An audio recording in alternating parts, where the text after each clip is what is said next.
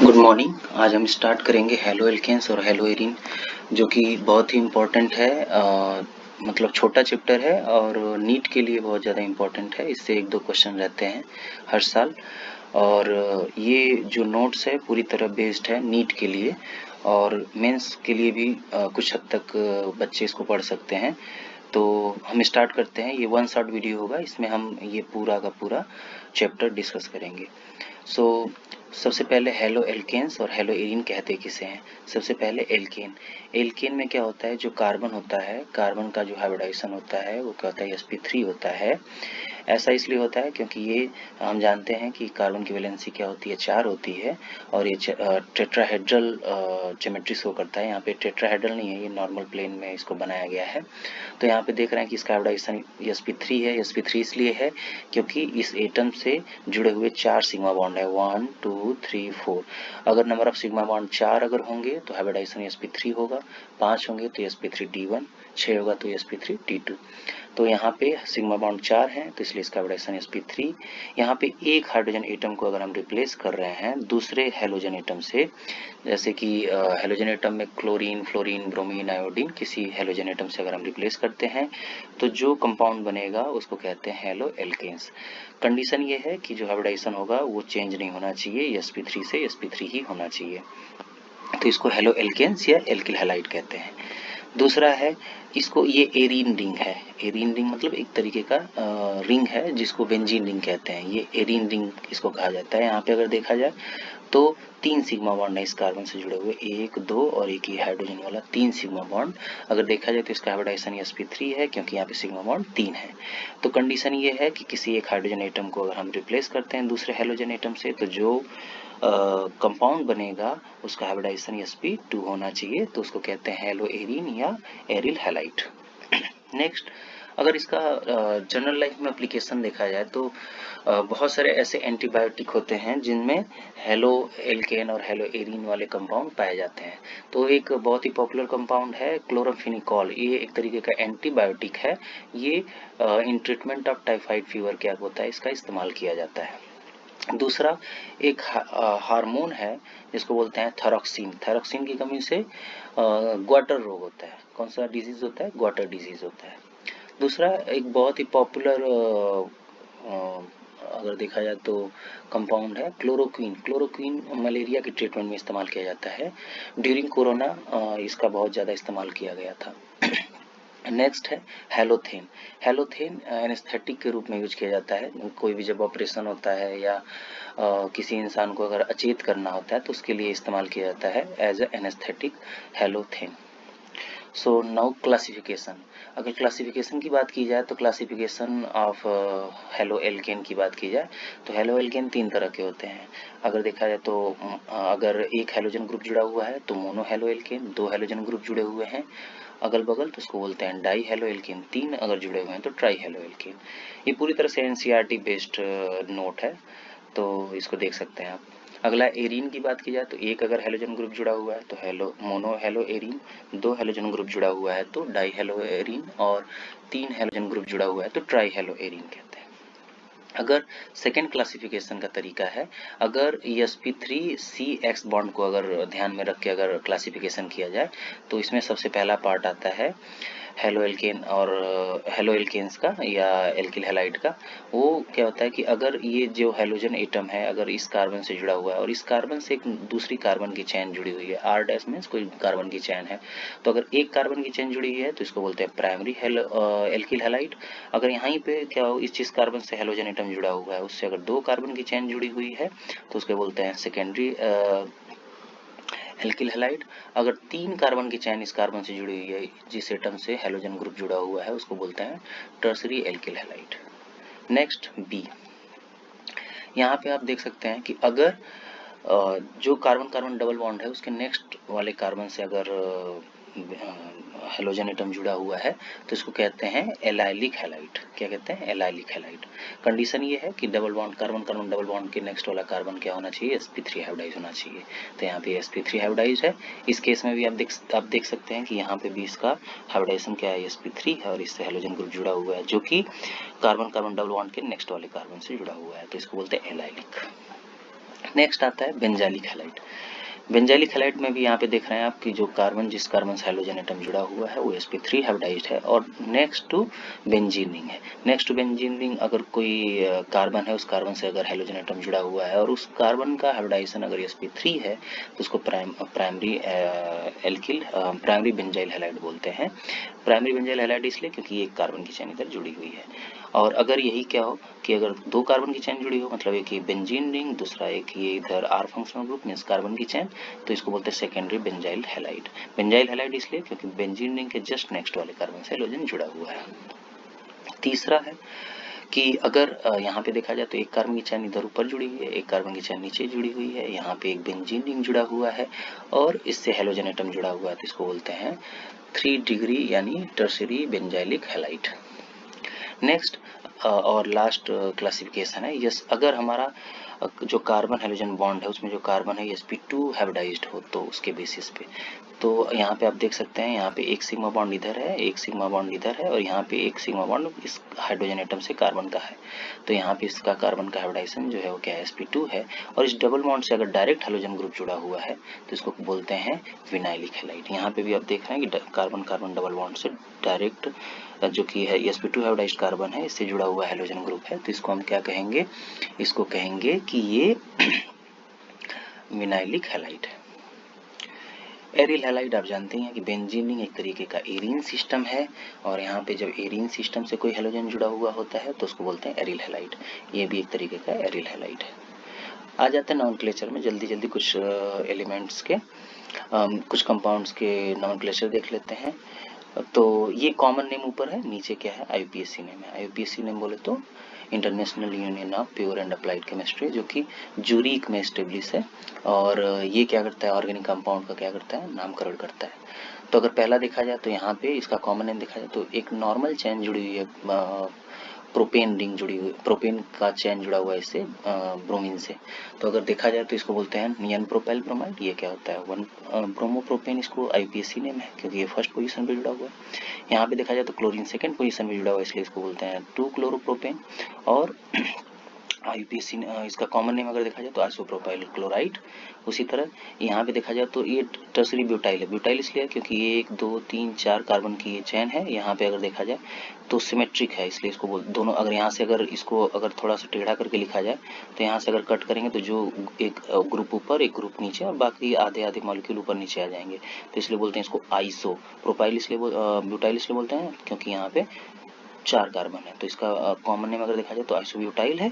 IUPAC अगर देखा जाए तो यहाँ से नंबरिंग करेंगे, क्लोरीन एक तरीके का सब्सटीट्यूएंट है जो कि यम फॉर मिथाइल से पहले आता है। तो अगर देखा जाए 1 2 3 तो यहाँ पे 1 नंबर पे क्या जुड़ा हुआ है, क्लोरीन जुड़ा हुआ है, तो यहाँ पे लिख देंगे 1 क्लोरो, 2 नंबर पे मिथाइल है, 2 मिथाइल प्रोपेन, 3 कार्बन की चेन। उसी तरह यहाँ पे कुछ एरोमेटिक हैलाइड्स हैं, तो यहाँ पे अगर देखा जाए तो इनका IUPAC और कॉमन नेम सेम होगा, ब्रोमोबेंजीन है। यहाँ पे क्या होता है, ये अगर देखा जाए तो इसके रिस्पेक्ट में इस बेंजीन इस सब्स्टिट्यूएंट के रिस्पेक्ट में अगर देखा जाए तो ये दूसरा जो ब्रोमीन जुड़ा हुआ है ये होता है ऑर्थो, ये होता है मेटा, ये होता है पैरा पोजिशन। तो इसके मेटा पोजिशन पे जुड़ा है तो इसको बोलते हैं मेटा डाई ब्रोमोबेंजीन क्योंकि 2 ब्रोमीन एटम जुड़े हुए हैं। यहाँ पे किस किस पोजिशन पे जुड़े हुए हैं, 1 2 3 और ये सिमेट्रिकल अगर काटेंगे तो सिमेट्रिक आएंगे, इनको बोलते हैं सिम ट्राइब्रोमोबेंजीन बोलते हैं। अगर इसका अगर IUPAC नेम देखा जाए तो 1 2 3, जिधर सब्स्टिट्यूएंट ग्रुप जुड़ा रहता है उस साइड से नंबरिंग करते हैं, तो यहाँ पे 2,3 ट्राइब्रोमोबेंजीन, यहाँ पे अगर देखा जाए तो यहाँ पे हो जाएगा 1,3,5 ट्राइब्रोमोबेंजीन हो जाएगा। नेक्स्ट यहाँ पे ऐसे देख रहे हैं कि इसका IUPAC नेम क्लोरीन से नंबरिंग करेंगे 1 2 3, तो 1 क्लोरो हो जाएगा, C फॉर क्लोरो पहले आता है, 2,2 डाई मिथाइल बाद में आएगा, डाई मिथाइल प्रोपेन हो जाएगा। नेक्स्ट अगर देखा जाए इसका IUPAC नेम तो क्या हो जाएगा, ये 1 2 3, 2 नंबर पे ब्रोमीन जुड़ा हुआ है तो बोलेंगे 2 ब्रोमोप्रोपेन। ये टेबल है, इस टेबल को हम अगर चाहें तो NCERT बुक से भी देख सकते हैं। इसमें आप देख के अगर कोई प्रॉब्लम हो तो कमेंट सेक्शन में इसको आप पूछ सकते हैं। नेक्स्ट आ जाते हैं मेथड ऑफ प्रिपरेशन। सो सबसे पहला अगर देखा जाए तो मेथड ऑफ प्रिपरेशन में हम ये चेक करेंगे कि कौन कौन से कंपाउंड इनसे मतलब कैसे कैसे किन किन कंपाउंड से ये बनते हैं। तो सबसे पहला अगर देखा जाए प्राइमरी अल्कोहल या सेकेंडरी अल्कोहल को अगर मिनरल एसिड यानी HCl के साथ ट्रीट कर दिया जाए इन प्रेजेंस ऑफ ZnCl2 इस टेस्ट को बोलते हैं लुकास टेस्ट। तो यहाँ पे क्या होगा कि वाटर निकल जाएगा, ये H और OH वाटर निकाल देंगे और ये R और X आपस में जुड़ जाएंगे।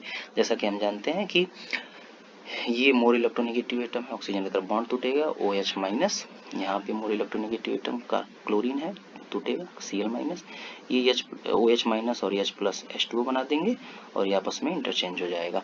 तो अगर सेकेंडरी टर्सरी देखा जाए तो सेकेंडरी टर्सरी थोड़ी स्लो रिएक्टिविटी शो करते हैं यहाँ पे डबल डिस्प्लेसमेंट का, तो इसलिए हम यहाँ पे क्या यूज करते हैं, जिंक क्लोराइड यूज करते हैं। मैं नेक्स्ट वीडियो बनाऊंगा उसमें वो मेंस के लिए होगा, तो वहाँ पे क्या होगा कि मैं इसको दिखाऊंगा कि ये कैसे रिएक्शन में पार्टिसिपेट करता है। यहाँ पे नीट के लिए आप सिर्फ ये जानो कि ये रिएक्शन में कैटलिस्ट का काम करता है। तो ये दोनों क्या होते हैं, स्लो रिएक्शन देते हैं, प्राइमरी और सेकेंडरी एल्कोहल। तो यहाँ से क्या बनता है, प्राइमरी एल्किल हैलाइड बनता है। अगर टर्सरी की बात करें तो टर्सरी बहुत ही फास्ट रिएक्शन देता है। तो टर्सरी अल्कोहल में अगर हम देखें तो सिंपल सी बात है, टर्सरी अल्कोहल क्या करता है, अगर ये बॉन्ड टूटेगा तो यहाँ पे जो कार्बन पे जो पॉजिटिव चार्ज आएगा बहुत ज़्यादा स्टेबल होगा, तो इसकी वजह से ये क्या होता है, बहुत ही फास्ट रिएक्शन देता है।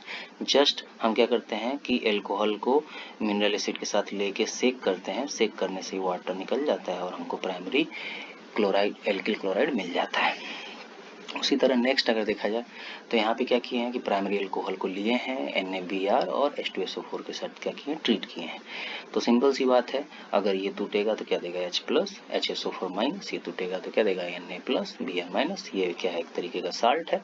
और ये क्या है कि एल्कोहल है, एल्कोहल क्या करेगा कि तुरंत यहाँ से H प्लस को लेगा और ये क्या बना देगा, वाटर बना देगा। फिर उसके बाद क्या होगा कि यहाँ पे प्लस है और यहाँ का जो Br माइनस है आपस में जुड़ जाएंगे और ये Na वाला जो साल्ट वाला Na प्लस है वो यहाँ पे आके NaHSO4 बना देगा। तो यहाँ पे एल्किल ब्रोमाइड बन गया। नेक्स्ट उसी तरह यहाँ पे भी देख सकते हैं एल्कोहल है, एल्कोहल को फॉस्फोरिक हैलाइड के साथ ट्रीट किया जा रहा है। तो यहाँ पे अगर देखा जाए तो ये बॉन्ड अगर टूटेगा तो फास्फोरस पे 3 पार्शियल पॉजिटिव चार्ज आएंगे और यहाँ से 3 X माइनस क्या करेंगे, निकलेंगे। अगर यहाँ पे देखा जाए तो ये बॉन्ड टूटेगा तो R पे आएगा प्लस, O पे आएगा माइनस OH पे, क्योंकि ये बॉन्ड इस साइड टूटेगा क्योंकि वो मोर इलेक्ट्रोनेगेटिव एटम है। तो ये अगर टूटेंगे तो 3 R प्लस और 3 OH माइनस देंगे।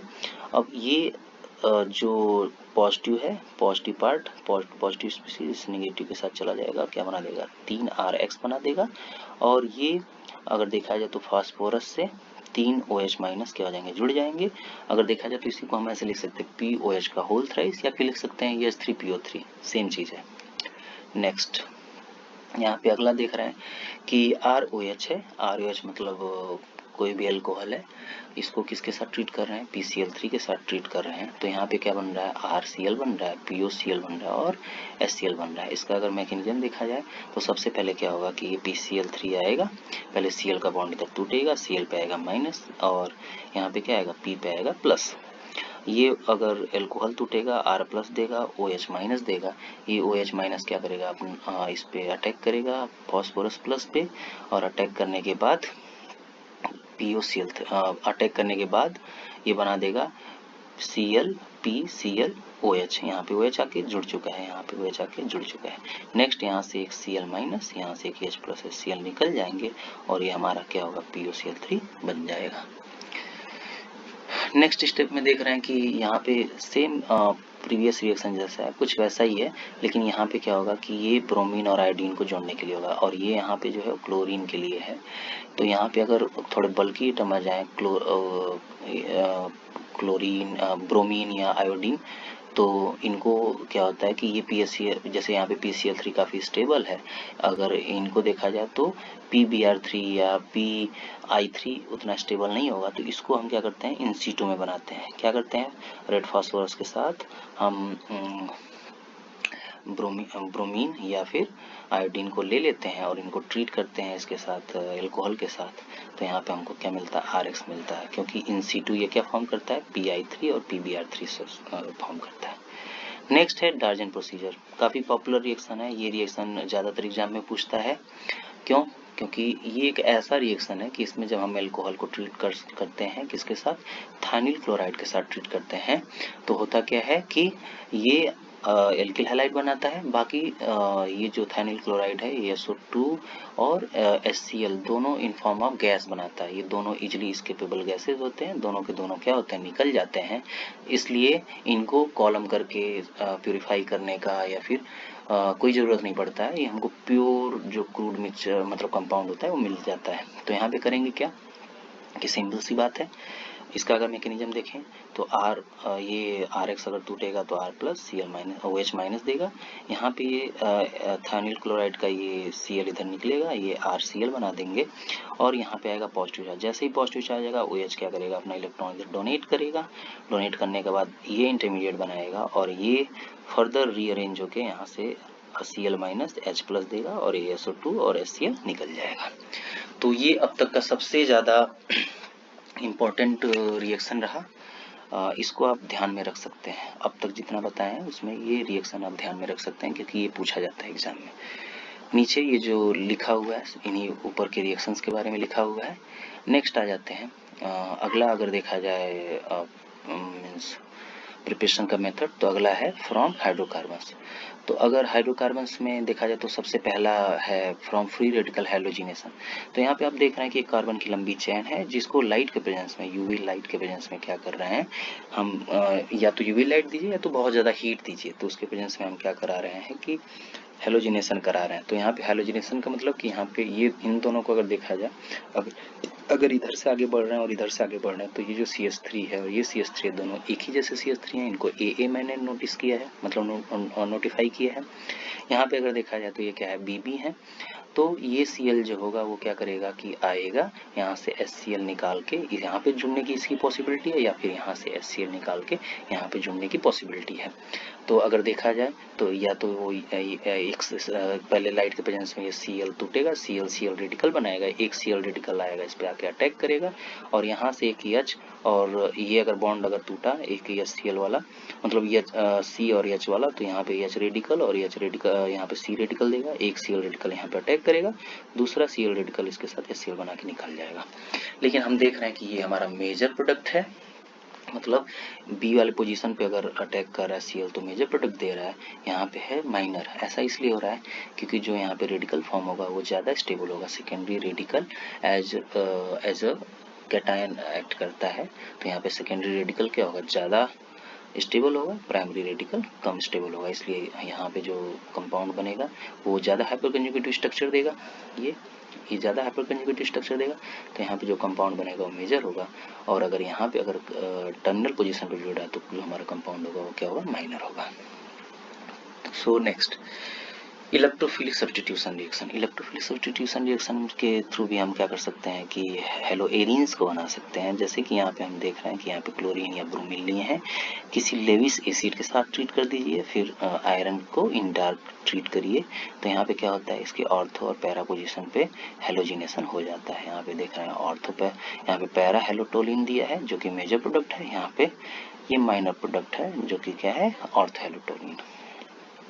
सो इनको इनमें अगर देखा जाए तो इनको भी हम क्या कर सकते हैं, सेपरेट कर सकते हैं, क्योंकि इन दोनों में अगर देखा जाए तो ये बहुत ही सिमेट्रिक मॉलिक्यूल है, ये सिमेट्रिक मॉलिक्यूल है। यहाँ पे ऑर्थो पे यहाँ पे लिखना भूल गए, यहाँ पे ये यहाँ पे भी ये एक्स होगा ये, ओके। तो अगर यहाँ पे देखा जाए तो ये अनसिमेट्रिकल है, उतना सिमेट्रिक है नहीं जितना कि ये, तो यहाँ पे दोनों के मेल्टिंग पॉइंट में डिफरेंस होता है, तो हम उनको क्रिस्टलाइज करके भी क्या कर सकते हैं, दोनों को अलग कर सकते हैं। क्रिस्टलाइजेशन भी एक सेपरेशन का मेथड है। नेक्स्ट आते हैं प्रिपरेशन में सेंड मेयर मेथड। ये इंपॉर्टेंट है, इसको दिमाग में रखिएगा। इसमें करते क्या है कि सबसे पहले NaNO2 को मिनरल एसिड के साथ ट्रीट करते हैं। तो यहाँ पे होता क्या है कि डाइजोनियम साल्ट फॉर्म करता है, प्राइमरी अमीन है। यहाँ पे अगर देखा जाए तो ये एनिलीन है, एनिलीन को ट्रीट करते हैं इसके साथ NaNO2 और HX के साथ, तो ये डाइजोनियम साल्ट बनाएगा। और इस डाइजोनियम साल्ट को जब हम क्या कर सकते हैं, क्यूप्रस हैलाइड के साथ जब ट्रीट करते हैं तो ये क्या होता है कि यहाँ से N2 रिलीज हो जाएगा और यहाँ पे हेलोजन यहाँ पे जुड़ जाएगा और यहाँ पे नाइट्रोजन निकल जाएगा। तो ये बहुत ही पॉपुलर मेथड है। ये आई थिंक अमीन वाले चैप्टर में अलग से डाइजोनियम साल्ट के बारे में पढ़ना कि ये फॉर्म होता है तो कैसे फॉर्म होता है, इसका क्या मैकेनिज्म है, कैसे इसके थ्रू ये फॉर्म होता है। यहाँ पे बस ये जानते हैं कि अगर हमको क्लोरीन या ब्रोमीन को जोड़ना है तो हम नॉर्मल पहले एनिलीन से डाइजोनियम साल्ट बनाएंगे, NaN2HCl दिमाग में रखे रहना है, ठीक है। सोडियम नाइट्रेट और HCl इनको क्या करते हैं कि ट्रीट करते हैं तो डाइजोनियम साल्ट बनता है, और यहाँ पे इसको क्यूप्रस हैलाइड के साथ जब ट्रीट करेंगे तो यहाँ से N2 रिलीज हो जाएगा और हैलोजन यहाँ पे आके जुड़ जाएगा। ये सिर्फ क्लोरीन और ब्रोमीन के लिए है। और अगर आयोडीन जोड़ना हुआ इस बेंजीन रिंग पे तो नॉर्मल इस डाइजोनियम साल्ट को लेंगे और सेक कर देंगे, सिर्फ किसके साथ, पोटेशियम आयोडाइड के साथ। ऑन सेकिंग यहाँ से नाइट्रोजन इधर, ये बॉन्ड इधर ऐसे टूटता है, ऐसे टूटता है, यहाँ से नाइट्रोजन रिलीज हो जाता है, टूटता है इधर और ये नाइट्रोजन रिलीज हो जाता है और यहाँ पे क्या होता है, ब्रोमोबेंजीन बन जाता है।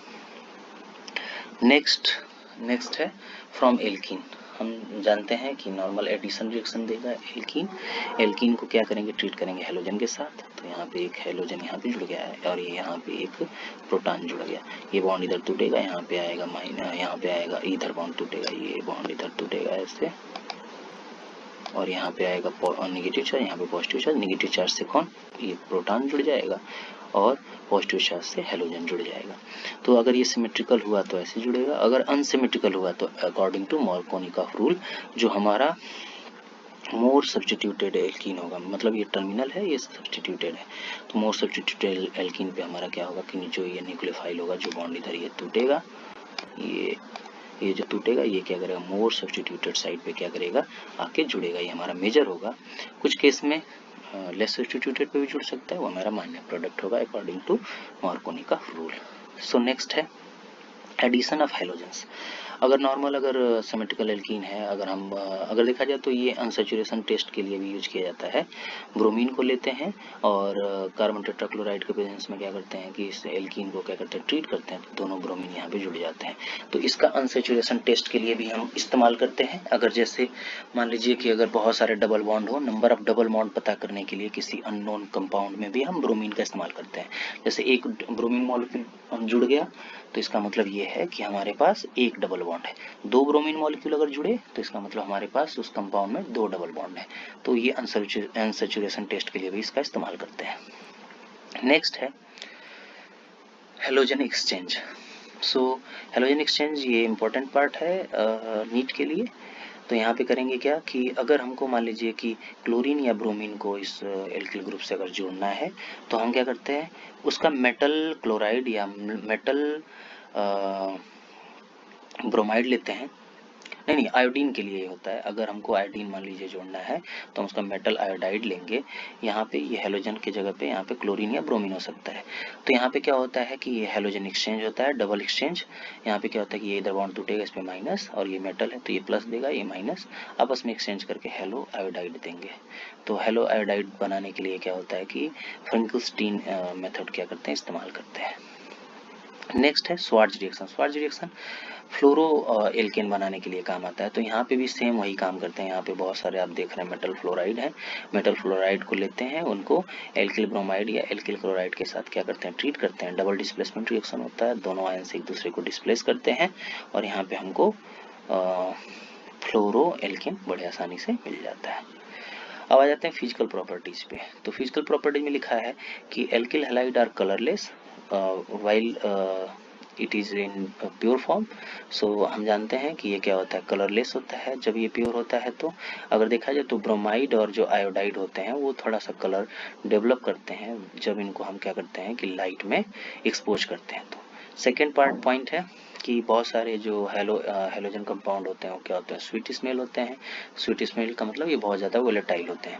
अगर देखा जाए methyl chloride, methyl bromide, ethyl chloride और कुछ क्लोरोफ्लोरोमीथेन, ये क्या होते हैं, रूम टेम्परेचर पे गैस होते हैं।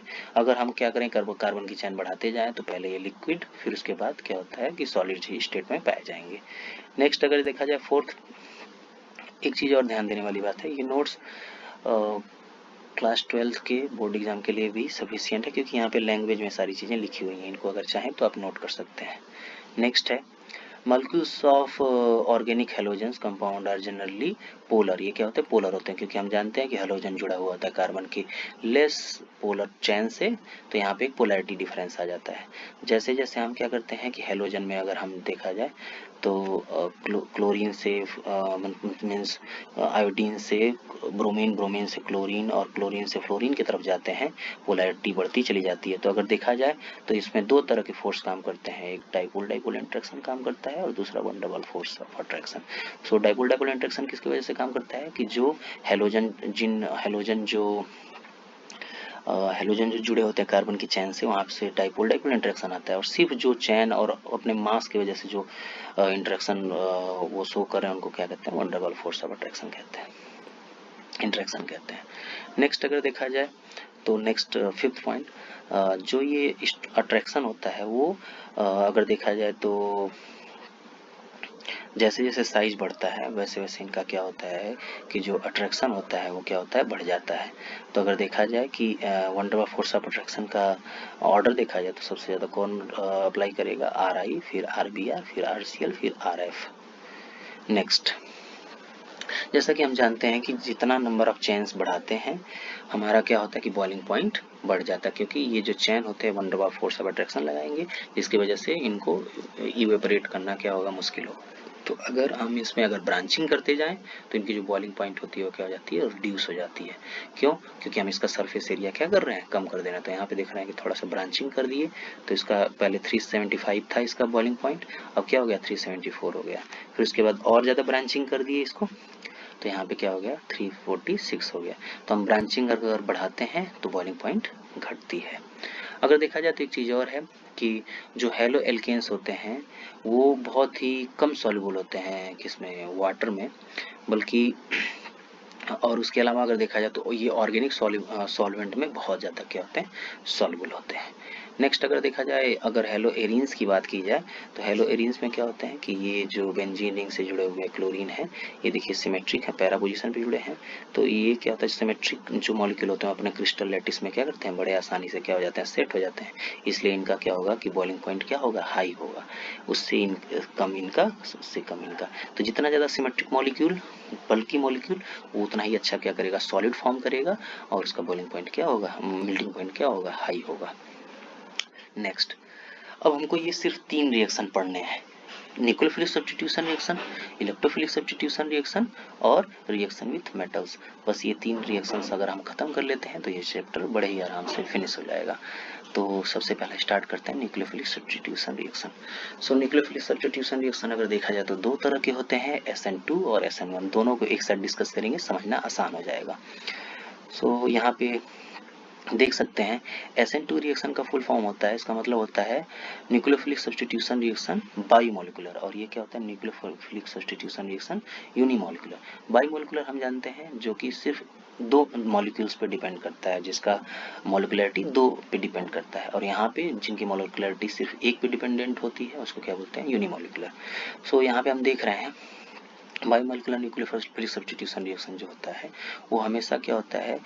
पोलर अप्रोटिक सॉल्वेंट के प्रेजेंस में किया जाता है, जबकि जो SN1 रिएक्शन होता है वो क्या होता है? पोलर प्रोटिक सॉल्वेंट के प्रेजेंस में किया जाता है। तो पोलर अप्रोटिक सॉल्वेंट, ऐसे सॉल्वेंट जो कि H+ ना दें उनको क्या कहते हैं? Polar aprotic. और ऐसे सॉल्वेंट जो H+ रिलीज करते हैं उनको बोलते हैं पोलर प्रोटिक सॉल्वेंट। इसको आगे देखेंगे इसका एग्जांपल। सो यहाँ पे आते हैं, सबसे पहले यहाँ पे देख रहे हैं कि एक हेलोजन एटम है, हेलोजन मॉलिक्यूल है, हेलो एल्केन मॉलिक्यूल। तो यहाँ पे क्या होगा कि ये बॉन्ड इधर टूटेगा जैसे जैसे, ठीक है, इधर जैसे जैसे ये टूटेगा वैसे वैसे क्या करेगा? पीछे से एक बैक साइड अटैक करेगा एक न्यूक्लियोफाइल, एक ट्रांजिशन स्टेट यहाँ पे बनेगा। ट्रांजिशन स्टेट का मतलब कि यहाँ पे ये न्यूक्लियोफाइल जो है वो, ये न्यूक्लियोफाइल पीछे से अटैक कर रहा है, यहाँ पे लिविंग ग्रुप धीरे धीरे लीव कर रहा है। तो एक टाइम ऐसा आएगा कि यहाँ पे ये जो न्यूक्लियोफाइल है वो जुड़ जाएगा, और जो लिविंग ग्रुप है वो क्या करेगा? लीव कर जाएगा। तो अगर देखा जाए तो यहाँ पे क्या करता बनता है? ट्रांजिशन स्टेट बनता है। जबकि जो SN1 रिएक्शन होता है, यूनिमोलिकुलर न्यूक्लियोफिलिक सब्स्टिट्यूशन रिएक्शन, ये 2 स्टेप में इन्वॉल्व होते हैं। पहले स्टेप में क्या होगा कि ये पूरी तरह से ये बॉन्ड ब्रोमीन की तरफ ऐसे टूट जाएगा, इस लिविंग ग्रुप की तरफ टूट जाएगा, लिविंग ग्रुप लीव कर जाएगा। यहाँ पे एक इंटरमीडिएट जनरेट होगा। क्या जनरेट होगा? इंटरमीडिएट जनरेट होगा, पॉजिटिव चार्ज। अब इस इंटरमीडिएट जो ये जनरेट हुआ है, इस इंटरमीडिएट पे बड़े आराम से ये न्यूक्लियोफाइल आएगा, अटैक करेगा और जुड़ जाएगा। तो ये जो न्यूक्लियोफाइल का जुड़ना जो होता है, ये क्या होता है, काफ़ी फास्ट स्टेप होता है, और जो लिविंग ग्रुप का निकलना होता है वो क्या होता है, स्लो स्टेप होता है। तो अगर देखा जाए तो यहाँ पे अगर देखा जाए तो यहाँ पे ट्रांजिशन स्टेट बनता है, इस जगह पे आप देख रहे हैं कि ट्रांजिशन स्टेट बन रहा है। यहाँ पे अगर देखा जाए तो इंटरमीडिएट फॉर्म हो रहा है, पहला डिफरेंस। दूसरा डिफरेंस ये हुआ कि यहाँ पे न्यूक्लियोफाइल बैक साइड अटैक करता है, यहाँ पे न्यूक्लियोफाइल क्या करता है, फ्रंट साइड से अटैक करता है। दो हो गए। तो तीसरी बात ये है कि अगर इसकी मॉलिक्युलरिटी देखी जाए तो ये हमारा जो ऑर्डर ऑफ रिएक्शन है ये दोनों पे डिपेंड कर रहा है, ये न्यूक्लियोफाइल पे भी और इस पे भी।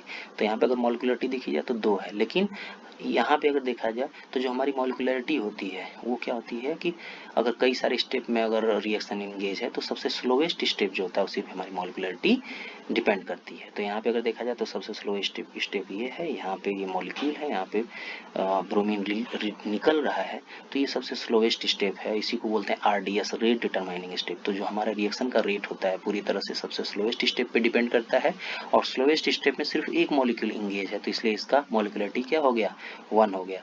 तो इस जगह पे अगर देखेंगे तो इसकी मॉलिक्युलरिटी 2 है, दोनों रिएक्टेंट इंगेज है।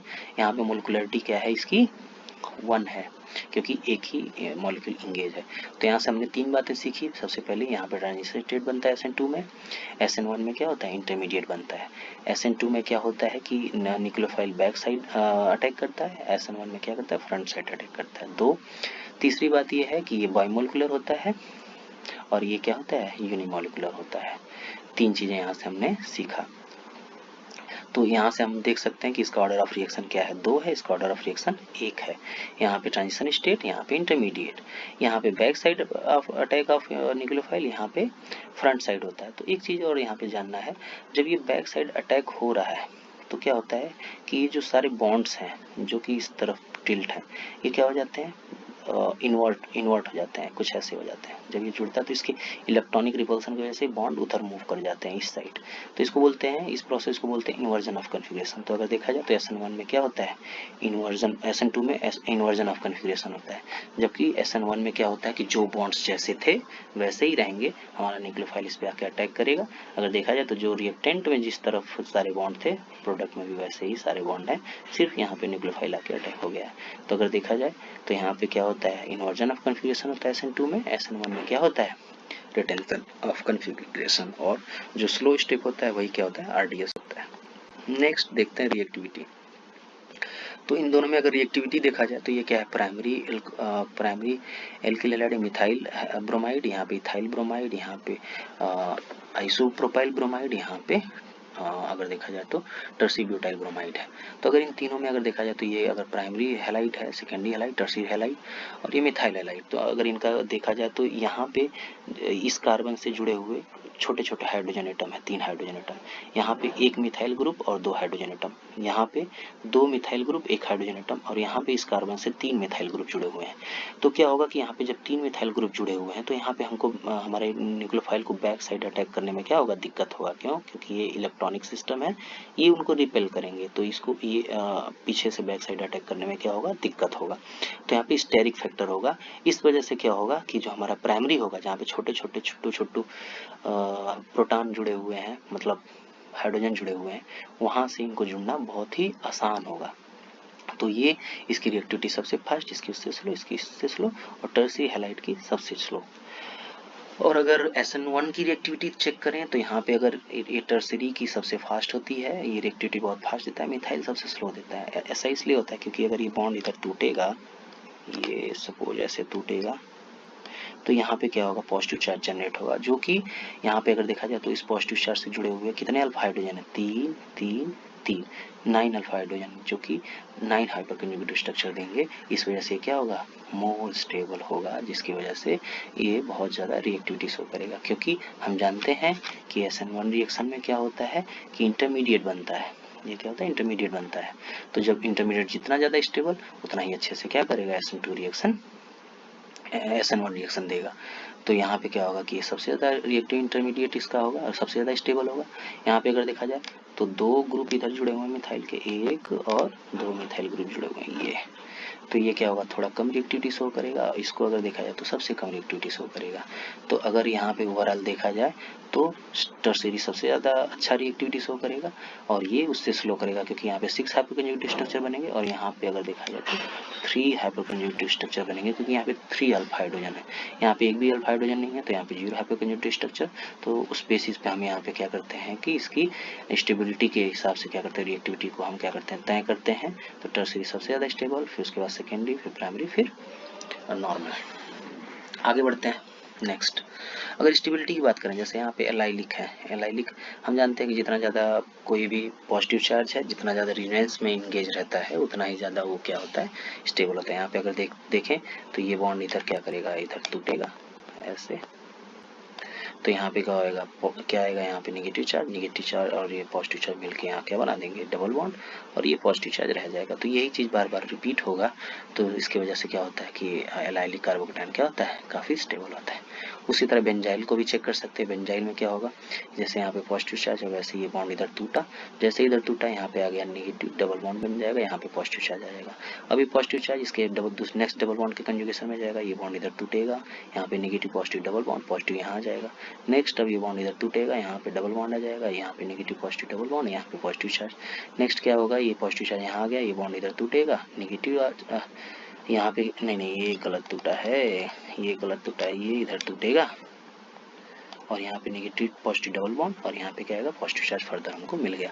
तो अगर देखा जाए तो यहाँ पे 5 रिजोनेटिंग स्ट्रक्चर बने, और इस मॉलिक्यूल के अगर देखा जाए तो इस स्पीसीज के 2 हाइपरकंजुगेटिव कह रहे हैं, रिजोनेटिंग स्ट्रक्चर बन रहे हैं। तो सबसे ज़्यादा स्टेबल क्या होगा, इसके रिजोनेटिंग स्ट्रक्चर ज़्यादा स्टेबल होंगे, क्योंकि नंबर ऑफ स्टेबल स्ट्रक्चर्स ज़्यादा हैं। तो ये क्या होगा कि अगर देखा जाए तो बेंजाइलिक कार्बोकेटायन ज़्यादा स्टेबल होगा देन एलाइलिक। अगर ऑर्डर ऑफ रिएक्टिविटी की बात करें तो एल्किल हैलाइड में अगर देखा जाए तो यहाँ पे बहुत बड़ा आइटम जुड़ा हुआ है, तो ये बहुत तेज़ी से क्या करेगा, इधर चूँकि इसके पास अपना खुद का इलेक्ट्रोनेगेटिविटी भी है और बड़ा आइटम होने की वजह से बहुत ज़्यादा रिएक्टिव होता है। फिर उसके बाद alkyl bromide, then chloride, then fluoride. और इसमें क्या होता है कि ये आइटम इलेक्ट्रोनेगेटिव तो है, लेकिन बहुत बड़ा साइज इसका न होने की वजह से ये क्या होता है कि दोनों कंपेरेबल साइज के होते हैं और इनके पास अच्छी बॉन्डिंग होती है। तो ये इनका रिएक्टिविटी ऑर्डर है। उसी तरह बहुत सारे क्वेश्चंस हैं, इन क्वेश्चंस को आप ट्राई कर सकते हैं कि SN2 रिएक्शन कौन फास्ट देगा, SN1 रिएक्शन कौन सा फास्ट देगा। तो यहाँ पे हम देख रहे हैं कि यहाँ पे 3 स्ट्रक्चर है, A B C D, 4 structure हैं। तो अगर देखा जाए तो इन चारों में अगर SN2 रिएक्शन देखा जाए कि कौन फास्ट देगा, तो जो प्राइमरी होगा, प्राइमरी कार्बोकेटायन जो जहाँ फॉर्म होगा वो बहुत ही फास्ट SN2 रिएक्शन देगा। तो यहाँ पे देखिए A सबसे पहले है, फिर उसके बाद क्या हो गया, सेकेंडरी का मतलब सेकेंडरी में ये भी प्राइमरी है तो ये D हो गया, और फिर उसके बाद ये अगर देखा जाए तो ये सेकेंडरी, फिर उसके बाद टर्शियरी। तो इस हिसाब से आप इसको चेक कर सकते हैं, देख सकते हैं। कुछ क्वेश्चंस हैं, इनको भी आप देख सकते हैं। अगला आ जाते हैं stereochemistry of this nucleophilic substitution reaction. तो उसके पहले सबसे पहले हम जानते हैं कि क्या होता है plane polarised light. Plane polarised light किसे कहते हैं, नॉर्मल हमारे घरों में जो होता है वो क्या होता है, ऑर्डिनरी लाइट होता है। अगर हम ऑर्डिनरी लाइट को निकोल प्रिज्म से पास करें, निकोल प्रिज्म क्या होता है, एक तरीके से कैल्शियम कार्बोनेट का बना हुआ एक प्रिज्म होता है। अगर इससे पास कराते हैं तो जो ये चारों तरफ घूमने वाली लाइट थी, चारों तरफ जाने वाली लाइट थी, ये क्या होती है, एक पैटर्न के फॉर्म में इसको शो करती है। इसको बोलते हैं प्लेन पोलराइज्ड लाइट। मतलब ऑर्डिनरी लाइट को निकोल प्रिज्म से पास कराया जो कि कैल्शियम कार्बोनेट से बना हुआ है, तो हमको क्या मिलता है, एक पैटर्न मिलता है किसका, लाइट का, जिसको बोलते हैं प्लेन पोलराइज्ड लाइट। अगर इस प्लेन पोलराइज्ड लाइट को किसी ऑर्गेनिक सोल्यूशन से पास करा रहे हैं और वो कंपाउंड जो ऑर्गेनिक सोल्यूशन है अगर उस लाइट को अगर क्लॉकवाइज में घुमा रहा है तो इसको बोलते हैं स्मॉल डी से शो करते हैं डेक्स्ट्रो रोटेटरी कंपाउंड, या इसको बोलते हैं positive charge compound, means positive compound. अगर ये क्या करता है एंटी क्लॉक घुमा रहा है तो लेबोरेटरी या स्मॉल एल और नेगेटिव कंपाउंड। अगर नहीं घुमा रहा है जैसे का तैसे इसको वैसे ही रहने दे तो उसको बोलते हैं मीजो या प्लस माइनस कंपाउंड या एम कंपाउंड। हम यहाँ से ये कह सकते हैं कि अगर डी या एल किसी भी डायरेक्शन में अगर उस कंपाउंड को घुमाया जा रहा है तो उसको बोलते हैं ऑप्टिकली एक्टिव कंपाउंड, और वो किसी डायरेक्शन में अगर उस कंपाउंड को नहीं घुमा पा रहा है तो उसको क्या कहते हैं, optically inactive compound, meso compound. So condition क्या है ऑप्टिकल एक्टिविटी शो करने के लिए? ऑप्टिकल एक्टिविटी शो करने के लिए मीन्स उस ऑर्गेनिक सोल्यूशन का किसी भी डायरेक्शन में घुमाने के लिए कंडीशन ये है कि कंपाउंड क्या होना चाहिए? असिमेट्रिक होना चाहिए। असिमेट्रिक का मतलब कि उस कार्बन से जुड़े हुए चारों ग्रुप जो हों वो क्या होने चाहिए? ए बी सी सारे डिफरेंट होने चाहिए। तो उनको बोलते हैं कायरल कार्बन, उसको स्टेरिक से यहाँ पे डिनोट करते हैं, और इसको बोलते हैं स्टीरियो सेंटर भी बोलते हैं। तो जितना स्टीरियो सेंटर होगा उतना ज़्यादा वो क्या करेगा? ऑप्टिकल एक्टिविटी शो करेगा। सो यहाँ पे हम देख रहे हैं कि अगर चारों ग्रुप डिफरेंट हुए तो ऑप्टिकल एक्टिविटी शो करेगा, अगर चारों ग्रुप डिफरेंट नहीं हुए तो ऑप्टिकल एक्टिविटी शो नहीं करेगा। यहाँ पे अगर देख सकते हैं कि ये एक सिमेट्रिक मॉलिक्यूल है। सिमेट्रिक मॉलिक्यूल कभी भी ऑप्टिकल एक्टिविटी शो नहीं करता है। अब ऑप्टिकल एक्टिविटी के लिए क्या शो करना चाहिए?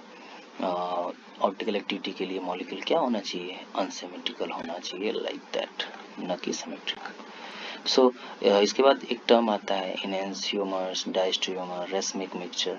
सो इसको आप लोग मेरे जीओसी वाले वीडियो में देख सकते हैं। जीओसी वाला वीडियो मैं जल्दी अपलोड करूँगा। तो जहाँ पे non super imposable mirror images होते हैं उनको क्या बोलते हैं? इनैंसियोमर्स कहते हैं। और जहाँ पे non super imposable non mirror images होते हैं उनको क्या बोलते हैं? डायस्ट्रियोमर कहते हैं। थोड़ा सा एक छोटा सा क्विक रिवीजन करते हैं यहाँ पे। अगर देखा जाए कि अगर ये मान लीजिए कोई हेलोजन है, यहाँ पे हेलोजन ग्रुप जुड़ा हुआ है, मान लीजिए ये हेलोजन इधर नहीं, ये यहाँ पे ये हेलोजन ग्रुप यहाँ पे जुड़ा है, मान लीजिए इधर से निकल रहा है।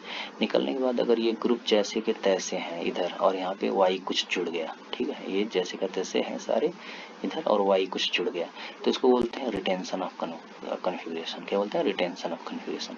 जबकि ये सारे ग्रुप जैसे हैं उसके अपोजिट साइड में चलेगा इधर, और यहाँ पे कोई वाई जुड़ गया, ये वाई है, वाई जुड़ गया, तो इसको क्या बोलते हैं? इसको बोलते हैं इन्वर्जन ऑफ कॉन्फ़िगरेशन। और अगर दोनों का मिक्सचर हमको 50-50% मिल रहा है तो उसको बोलते हैं रेसमिक मिक्सचर। तो किसी रिएक्शन में अगर इन्वर्जन भी हो रहा है, रिटेंशन भी हो रहा है, तो ओवरऑल जो मिक्सचर मिलेगा मतलब डी और एल दोनों का कम्बिनेशन मिलेगा, और इस तरह की कंपाउंड को क्या कहते हैं?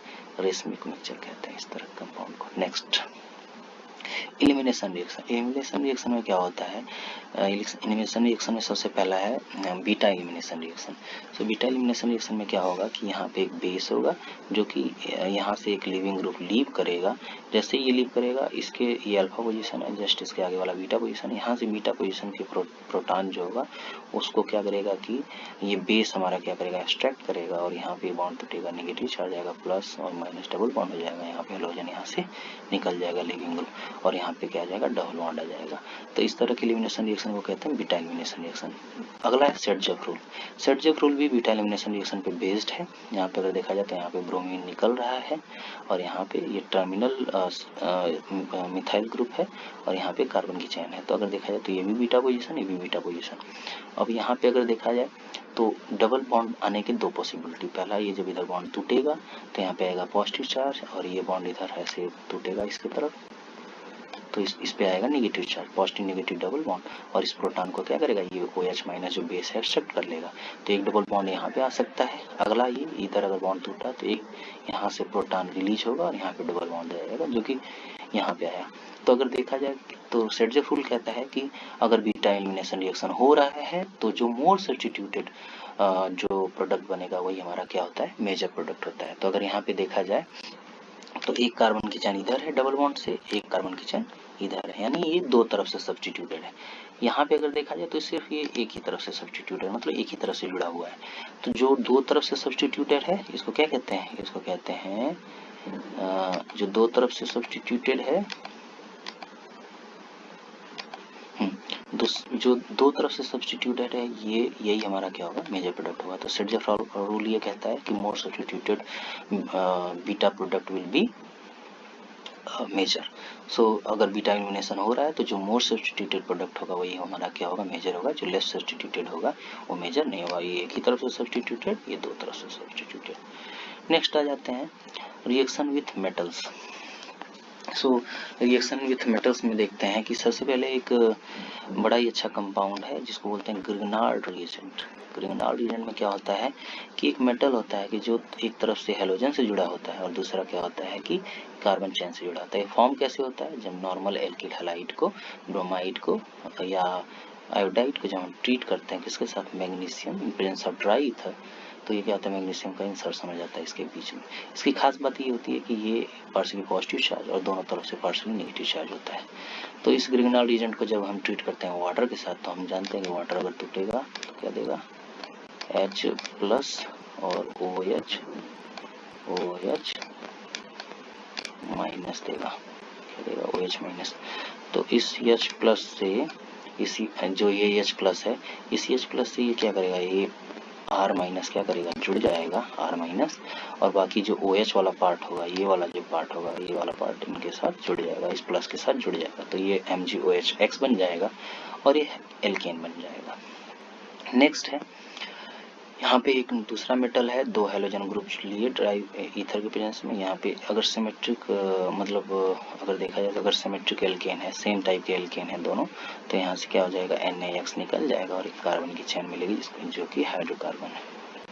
अगला है रिएक्शन विथ हेलोएरिन्स। हेलोएरिन्स के रिएक्शन में सबसे पहला आता है न्यूक्लियोफिलिक सब्स्टिट्यूशन रिएक्शन। तो हम यहाँ पे कुछ ये बातें पढ़ेंगे कि जो हमारा जो हेलोएरीन होता है वो क्या करता है, न्यूक्लियोफिलिक सब्स्टिट्यूशन रिएक्शन नहीं देता है। इसके 4 रीजन है, यानी बहुत लेस देता है। अगर देखा जाए तो अगर मान लो यहाँ पे क्लोरीन जुड़ा हुआ है बेंजीन रिंग से, क्लोरीन के पास क्या है, लोन पेयर है, ये लोन पेयर रिपल्सन लगाएगा अंदर की तरफ, बॉन्ड ये इधर ऐसे टूटेगा। तो इस अगर double bond single bond lone pair है तो वो क्या करता है, प्लस M इफेक्ट शो करता है। कौन सा इफेक्ट शो करता है, प्लस M। और अगर यहीं डबल बॉन्ड सिंगल बॉन्ड और अगर आगे डबल बॉन्ड होता है या कोई एल्डिहाइडिक सिस्टम होता है, कार्बोक्सिलिक एसिड सिस्टम होता है, तो क्या करता है, माइनस M इफेक्ट लगाता है अगर बाहर की तरफ बॉन्ड टूट रहा है तो ये क्या करेगा, अंदर की तरफ इलेक्ट्रॉन क्लाउड को रिपेल करेगा, यहाँ पे आएगा नेगेटिव चार्ज।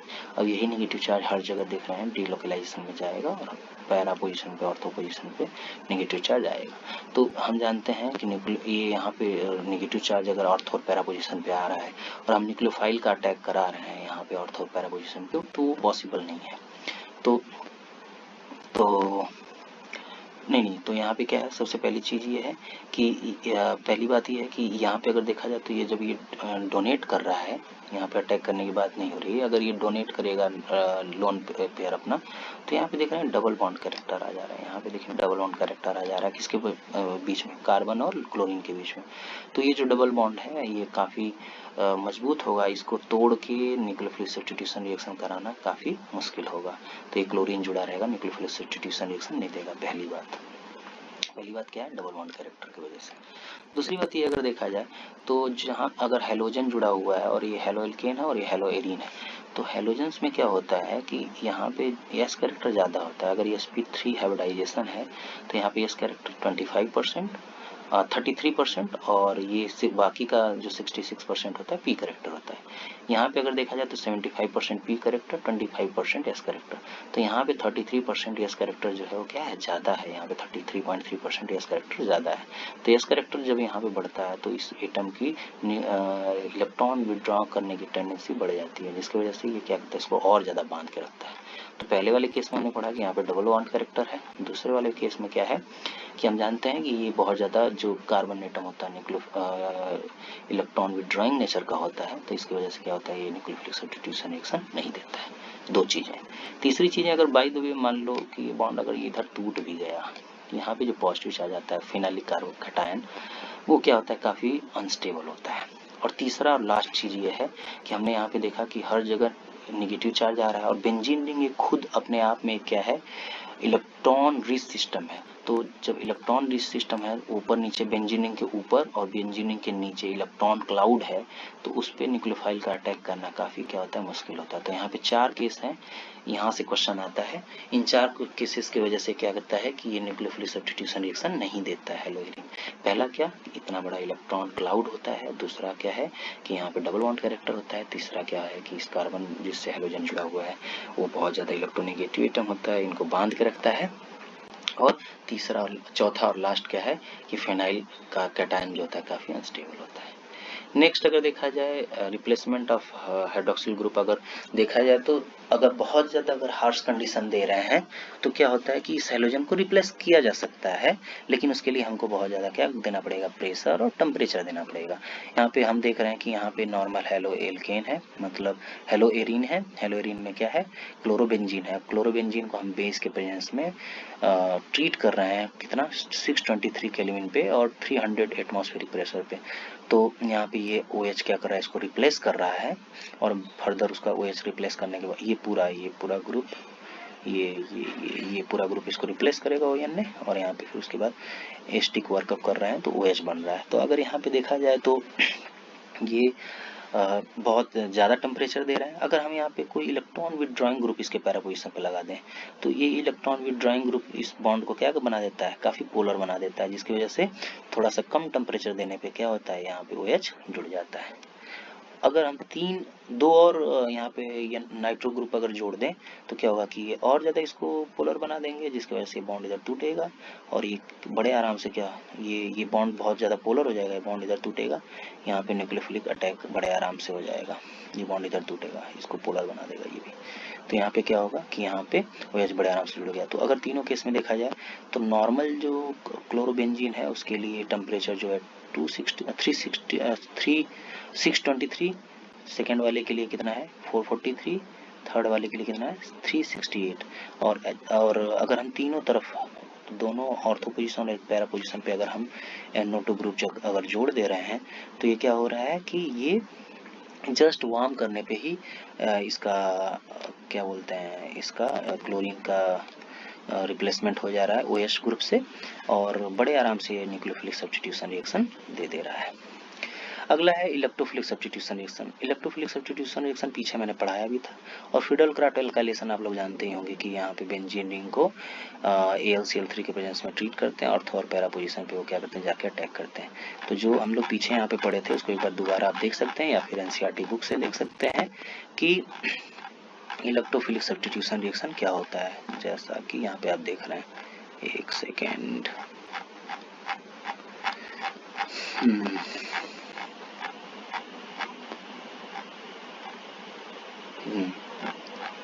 पीछे था, आप देख सकते हैं उसको, इलेक्ट्रोफिलिक सब्स्टिट्यूशन रिएक्शन को। आगे बढ़ते हैं। नेक्स्ट है reaction with metals. Reaction with metals hello arene के लिए हम यहाँ पे देख रहे हैं कि ये एरोमेटिक बेंजीन रिंग है, हेलो एरीन है, और यहाँ पे क्या है, एक हेलो एल्केन है। इसको सोडियम के साथ जब ट्रीट कर रहे हैं तो यहाँ पे क्या हो रहा है कि एरिल हैलाइड बन रहा है, एरिल हैलाइड नहीं, मतलब यहाँ पे अनसिमेट्रिकल ये अगर देखा जाए तो हाइड्रोकार्बन बन रहा है। यहाँ पे एक बेंजीन रिंग होगा और दूसरा क्या होगा, एलिफेटिक चैन होगा। तो इस तरह के रिएक्शन को बोलते हैं उड्स फिटिंग। इसमें उड्स फिटिंग में क्या होगा कि दोनों अनसिमेट्रिकल हैलाइड होंगे, एक क्या होगा एरोमेटिक हैलाइड, दूसरा एलिफेटिक हैलाइड, और एरोमेटिक एलिफेटिक मिलके एरोमेटिक एलिफेटिक हाइड्रोकार्बन बनाएंगे। फिटिंग रिएक्शन में क्या होता है, फिटिंग रिएक्शन में क्या होता है कि दोनों एरोमेटिक हैलाइड होंगे, यहाँ पे क्या होगा कि NaX निकल जाएगा और दोनों कंडेंस होकर बाइफिनाइल बना देंगे। सो इसी के साथ कुछ पीछे कुछ इम्पोर्टेंट अगर देखा जाए तो कुछ इम्पोर्टेंट कंपाउंड है, उनके बारे में पढ़ लेते हैं, जो कि एक तरीके से हेलो एरीन्स हैं। सो यहाँ पे एक DDT होता है। DDT में क्या होता है कि यहाँ पे क्लोरोबेंजीन लेते हैं और ट्राई क्लोरो इथेनॉल के साथ हम क्या करते हैं, ट्रीट करते हैं, यहाँ से वाटर मॉलिक्यूल रिमूव हो जाता है, और ये क्या हमको एक तरीके का इंसेक्टिसाइड DDT बनता है। तो इसके बारे में हमको जानकारी होना चाहिए कि इसका स्ट्रक्चर पूछता है कि इसका स्ट्रक्चर कैसा होता है। नेक्स्ट है आइडोफॉर्म टेस्ट। आइडोफॉर्म टेस्ट भी पता होना चाहिए। आइडोफॉर्म टेस्ट में क्या होता है कि अगर हम प्राइमरी अल्कोहल ले रहे हैं या फिर इथेनॉल ले रहे हैं, जिनमें भी ये ग्रुप पाया जाए, ये दोनों आपस में क्या करते हैं कि टॉटोमर शो करते हैं, टॉटोमर बनाते हैं। ये ग्रुप होना चाहिए। कार्बोनिल के जस्ट बगल में अगर CH3 ग्रुप है तो ये क्या करेगा कि ये वाला ये ग्रुप अगर कहीं पे भी दिख रहा है तो ये आइडोफॉर्म टेस्ट देता है। आयोडीन और NaOH जो होता है वो क्या करते हैं, एक्सेस में लेते हैं, तो इनके साथ ये क्या करता है कि येलो क्रिस्टल फॉर्म करता है, जिसको बोलते हैं आइडोफॉर्म। आइडोफॉर्म का मतलब ये है आइडोफॉर्म, CH3 बनाता है, तो ये आइडोफॉर्म टेस्ट देता है। इसका मैकेनिज्म देख लेते हैं कैसे बनता है। सिंपल सी बात है कि हमारे पास ये है एल्कोहल, और प्राइमरी एल्कोहल और इस तरह के ग्रुप दोनों, प्राइमरी अल्कोहल और इस तरह के ग्रुप दोनों शो करते हैं। तो प्राइमरी अल्कोहल में भी सिर्फ इथेनॉल से करेगा ये टेस्ट। तो सबसे पहले क्या होगा कि यहाँ पे ये बॉन्ड इधर टूटेगा, यहाँ पे क्या होगा कि H+ रिलीज होगा, O-, यहाँ से ये इधर से H- निकलेगा, इसके साथ क्या बना देगा, HI बना देगा, I+ के साथ डबल बॉन्ड बन जाएगा, इथेनॉल बनाएगा और HI यहाँ से रिलीज हो गया। नेक्स्ट क्या होगा कि जैसे यहाँ पे एक हाइड्रोजन निकला है वैसे यहाँ से 3 HI निकलेंगे और 3 HI निकलने के बाद यहाँ पे तीनों तरफ से आयोडीन जुड़ जाएंगे। नेक्स्ट क्या होगा, बॉन्ड इधर टूटेगा, OH के प्रेजेंस में, बेस के प्रेजेंस में क्या होगा कि बेस यहाँ पे आके जुड़ जाएगा, एसिड दे देगा यहाँ पे कार्बोक्सिलिक एसिड। नेक्स्ट क्या होगा कि यहाँ से O- बनेगा, AH+ का आके इस पे बड़े आराम से जुड़ जाएगा, तो हमको आयोडोफॉर्म दे देगा। तो आयोडोफॉर्म टेस्ट पहचानने के लिए क्या तरीका है कि ये ग्रुप होना चाहिए। ये ग्रुप इसलिए होना चाहिए क्योंकि यहाँ पे सारे आयोडीन जुड़ेंगे और जुड़ने के बाद ये बॉन्ड ब्रेक हो जाएगा। बॉन्ड ब्रेक होने के बाद बेस के साथ जब ट्रीट करेंगे तो यहाँ पे OH जुड़ेगा, वही H माइग्रेट करके यहाँ पे आके जुड़ जाता है आयोडीन से, तो आयोडोफॉर्म टेस्ट दे देता है। तो जैसे इथेनॉल हो गया, इथेनॉल या एसीटोन, इस तरह के टेस्ट देते हैं। यहाँ पे आप देख रहे हैं कि ये ग्रुप है, यहाँ पे क्या होगा कि तीनों आयोडीन पहले जुड़ेंगे, HI निकलेगा, फर्दर ये टूटेगा बॉन्ड तो यहाँ पे बेस आके इससे जुड़ जाएगा, एसिड बनाएगा और ये फिर प्रोटॉन ट्रांसफर होके क्या बना देगा, आयोडोफॉर्म बना देगा। सो ये आयोडोफॉर्म टेस्ट देगा। तो जिनके पास ये ग्रुप होगा आयोडोफॉर्म टेस्ट देंगे। जैसे यहाँ पे देखो इथेनॉल है, मिथेनॉल है, मिथेनॉल क्या करेगा, टेस्ट नहीं देगा क्योंकि इसके पास ये वाले ग्रुप नहीं है, यहाँ पे देखा जाए तो ये टॉटोमराइज करके ये चीज़ बनाएगा और यहाँ पे ये आयोडोफॉर्म टेस्ट देगा। इसमें इन दोनों में अगर देखा जाए तो इन दोनों में ये आयोडोफॉर्म टेस्ट नहीं देगा, जबकि ये क्या करेगा कि टॉटोमराइज करके ये ग्रुप बना देगा और ये ग्रुप बनाने के बाद क्या करेगा, आयोडोफॉर्म टेस्ट देगा। उसी तरह अगर एसीटोन में अगर आपसे पूछे और कोई पूछे बेंजोफिनॉन में, तो एस्टोफिनॉन में ये ग्रुप पाया जा रहा है तो ये आयोडोफॉर्म टेस्ट देगा, ये आयोडोफॉर्म टेस्ट नहीं देगा। तो ऐसे ही हम सबको क्या कर सकते हैं, पहचान सकते हैं। बाकी कुछ पॉली हेलोजेंस के बारे में थ्योरी दिया हुआ है जिसको आप मतलब 1-2 पेज में है, उसको NCERT से आप पढ़ सकते हैं।